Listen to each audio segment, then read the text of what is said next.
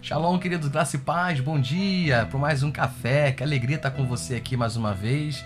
E eu digo para vocês, olha, que alegria estar aqui nesse café devocional, como esse café tem abençoado a minha vida. É verdade. E olha, eu tenho sido muito abençoado com esse café devocional. Só de todos os dias ter que parar para ler, buscar inspiração, né? Às vezes eu levo horas, né, para gravar um vídeo de 10 minutos que você está assistindo aí. Poxa, pastor, 10 minutos, tem vídeo que é 6, tem vídeo que é 7 minutos. E às vezes eu levo horas, porque eu tô aqui buscando a Deus, pedindo inspiração ao Senhor.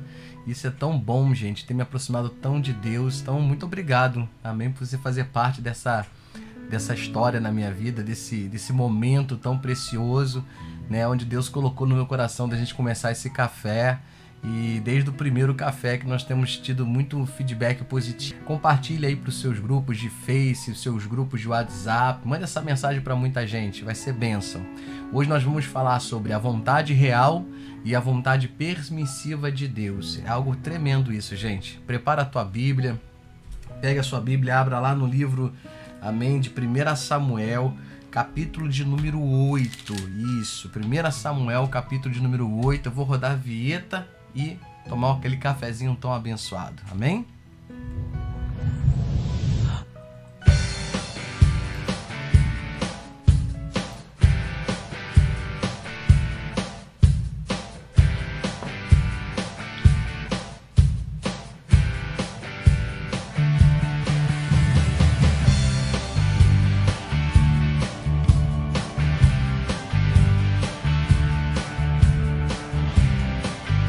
Hoje o tema, repetindo novamente, é a vontade real e a vontade permissiva de Deus. Gente, no capítulo de número 8 de 1 Samuel, no versículo de número 6, a palavra do Senhor diz assim, ó: Porém, esta palavra não agradou a Samuel quando disseram: Dá-nos um rei para que nos governe. Então Samuel orou ao Senhor. E disse o Senhor a Samuel: Atende a voz do povo em tudo que te diz, pois não te rejeitou a ti, mas a mim, para eu não reinar sobre eles. Querida, é muito forte isso, né? Para que a gente entenda um pouquinho desse contexto histórico, né? Deus tinha o desejo de reinar sobre o povo, e Israel não tinha rei. Diferente de todas as outras nações, que naquele momento todas as outras nações tinham reis, e Israel tinha juízes, né? Os juízes, eles tinham a função de julgar as causas, né? Era uma espécie de um governante, né? Direcionava o povo, julgava as causas, né? Orientava o povo. Esse era o papel do juiz, mas não era bem o rei. Mas os filhos de Samuel, assim como os filhos de Eli, não andaram na presença de Deus com retidão. E o povo então desejou para si ter um rei. E na verdade o povo estava desprezando o próprio Deus, né? Eles queriam ser iguais às outras nações. Então eles vão até Samuel, né, coloca um problema dos filhos dele e pede para que ele ungisse um rei. E Samuel então vai orar ao Senhor, vai buscar uma direção, e Deus responde e diz: Olha, Samuel, eles não rejeitaram você, eles estão me rejeitando, e fazem tudo que eles estão pedindo. E aí então a gente já conhece a história, no desdobramento de tudo isso, né? Saul vai e Samuel vai e unge a Saul como rei sobre Israel. E o que acontece? Saul foi um rei que não andou nos preceitos de Deus. Mas enfim, aonde eu quero chegar e o que eu quero te mostrar com essa mensagem? Existem as duas vontades de Deus, a vontade real e a vontade permissiva. A vontade real de Deus é que Deus governasse Israel e só houvesse juízes sobre Israel, que Deus fosse o rei desse povo.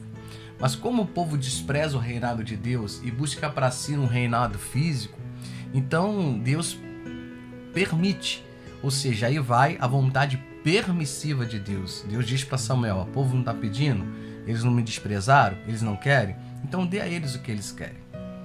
E aí o povo recebeu um rei. Então entenda bem no teu espírito isso. A vontade real de Deus é que Deus reinasse, mas a vontade permissiva é: o Senhor, eu permito que se levante um rei. Então, querida, a gente precisa entender que isso também acontece na nossa vida.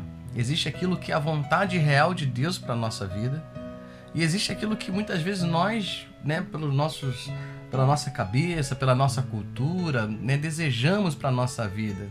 E colocamos isso perante Deus, e buscamos isso, e desejamos isso, e Deus então permite. Só que tudo que nós buscamos de nós mesmos, tudo que nós pedimos sem entendimento, sem revelação para nós mesmos, toda ação tem uma reação. E tudo que a gente planta, a gente colhe. O povo pediu para si um rei e colheu, né, um rei. E quando Samuel, né, vai ungir Saul como rei, Samuel coloca diante do povo: olha, para que se tenha um rei, vocês vão ter que, né, enviar os seus filhos para trabalhar para esse rei. O rei precisa de ter uma casa, o rei precisa de ter, né, o padeiro, o cozinheiro, né, o rei precisa disso, precisa daquilo, as suas filhas serão levadas para servir o rei. E eles aceitaram, se subjugaram a toda uma cultura que não era uma cultura israelita. Eles trazem uma cultura de fora para dentro, né, de Israel, porque eles desejavam ser iguais às outras nações.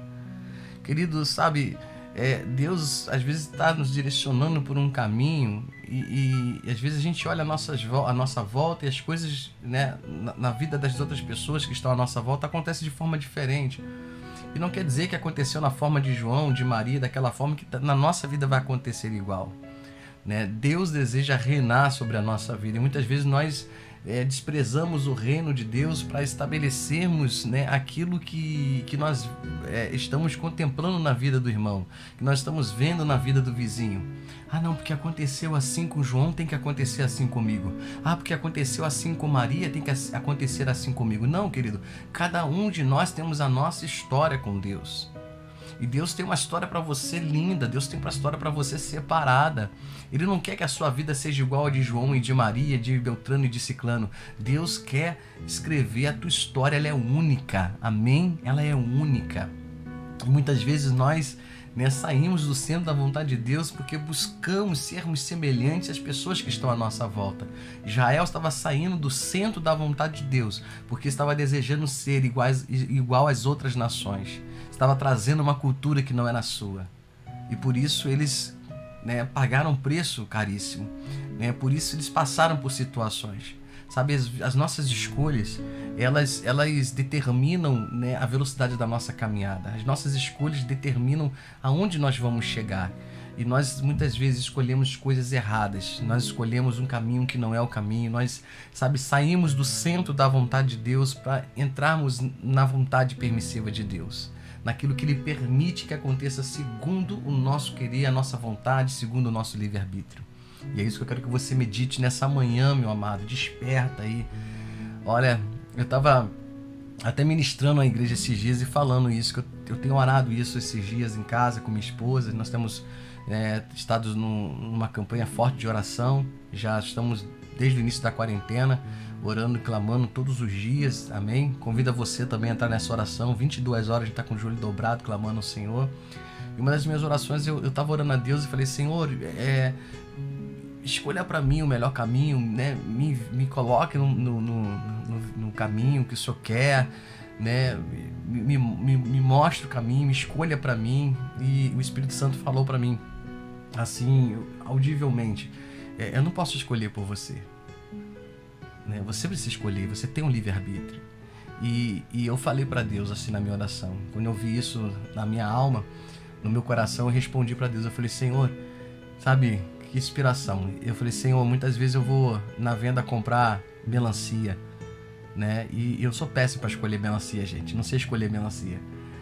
Porque melancia, se tá madura, ela é verde. Se ela tá de vez, ela é verde. Se ela tá podre, ela é verde. E como é que sabe se ela tá boa ou tá ruim? Se ela tá madura ou se ela tá verde? Porque ela é verde. Né? E muitas vezes quando eu vou comprar melancia na feira, eu falo assim, eu pago, né, pelo produto e o vendedor falando: pode escolher, patrão, escolhe aí a melhor, esse modo que eles têm, né? Escolhe aí, patrão, qual é a melhor?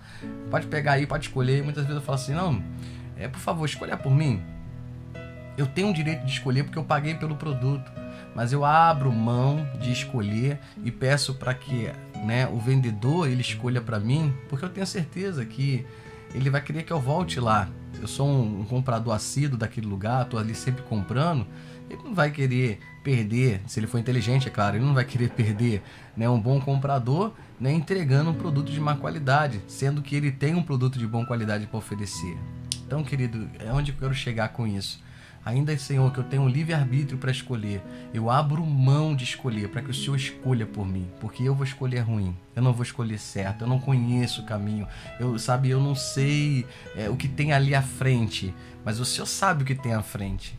Sabe, muitas vezes nós olhamos alguns caminhos que eles parecem ser bonitos, lindos, né? Oh, que caminho bacana. Só que ali na frente, né? Mais à frente um pouco, nessa caminhada, tem algo obscuro que você, de repente, sentar por esse caminho vai quebrar a cara. Então, sempre tenho pedido a Deus, Senhor, mostra-me o caminho, me ensina um caminho, escolha por mim um caminho. Ainda que eu tenha um livre-arbítrio, eu peço que o Senhor escolha. Porque eu não quero andar na vontade permissiva de Deus, mas eu quero andar na vontade real, para que se cumpra a real vontade de Deus para a minha vida, para o nosso ministério, Ministério Atos. Amém? E isso tem sido as minhas orações, e assim eu quero também passar para você essa experiência. Quem sou eu para te ensinar alguma coisa? Nós estamos aqui dividindo experiência. Eu quero dividir essa experiência com você. Que você não tome as suas iniciativas, ou que você não determine os seus caminhos, mas que você permita que Deus faça isso por você, que Deus te mostre. A palavra do Senhor diz que lâmpada para os meus pés é a tua palavra e luz para os meus caminhos. É como se você pegasse uma lâmpada, uma lanterna e colocasse nos seus pés, né? Aquela luz ela vai iluminar até um determinado ponto, até a potência daquela lanterna. Digamos que seja uma lanterna muito potente, que ela ilumine 30 metros do seu caminho. Até 30 metros você enxerga. De 30 metros para frente você não consegue ver nada. Para que você veja, é necessário que você caminhe. Cada passo que você dá, né, aquilo que está oculto ali à frente, aquilo que está na escuridão, aquilo que está sobre treva, passa agora a estar sobre luz. E conforme você vai caminhando, o caminho vai sendo revelado. Por isso a palavra diz que lâmpada para os meus pés é a tua palavra. A palavra de Deus, ela mostra o caminho. E a Bíblia diz, a palavra do Senhor diz, que o Senhor inclina o coração do rei para onde ele quer. E foi uma das coisas que eu também falei com o Senhor. Pai, assim como o Senhor inclina o coração do rei para onde o Senhor quer, então inclina o meu coração também. Se o rei, que é cheio de glória, cheio de status, o Senhor inclina, que dirá o meu coração, que eu que não sou nada? Inclina o meu coração para que se cumpra na minha vida a tua vontade. Querido, você pode ficar com a vontade permissiva ou a vontade real. Eu escolho a real. E eu espero que você escolha a real também. Amém? Que Deus abençoe a sua vida. Mais esse café devocional. Deixa eu ver aqui. 13 minutos e 55 segundos. Deixa eu encerrar. Deus te abençoe em nome de Jesus.